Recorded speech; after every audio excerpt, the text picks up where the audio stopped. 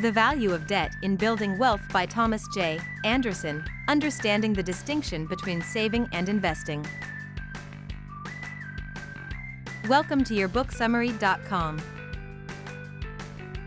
When you start building up your reserves, it's important to differentiate between saving and investing.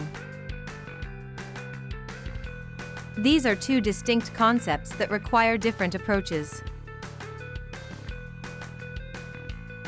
Savings are meant to create an emergency cushion that you can rely on if you encounter unexpected expenses.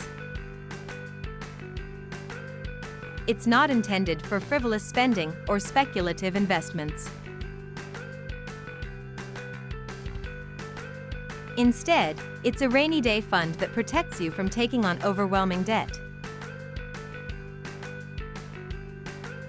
The first step is accumulating funds in your checking and savings accounts equal to 3 months of living expenses. With this money, you should look for conservative investments that carry no risk and aim to match inflation. By retiring, you should aim to have the equivalent of about 5 years of income in your low-risk, low-return bucket.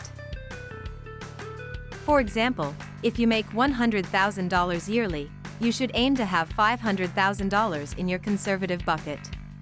While many assume that enriching debt requires a bull market to be profitable, this is not necessarily the case.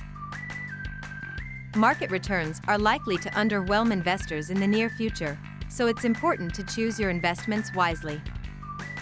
A portfolio comprising 70% stocks and 30% bonds is a good way to balance risk and potential returns, but there are other guarantees of success.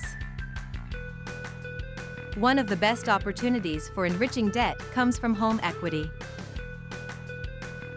By tying up cash in your home, you can create a spread between what you pay to borrow and how much you make on your investments. With rock-bottom mortgage rates, this is an ideal time to take advantage of this opportunity.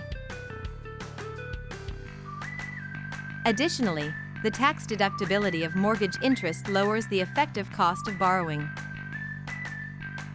For example, if your mortgage rate is 4% and you're in the 33% tax bracket, your real cost of borrowing is not 4% but 2.68%.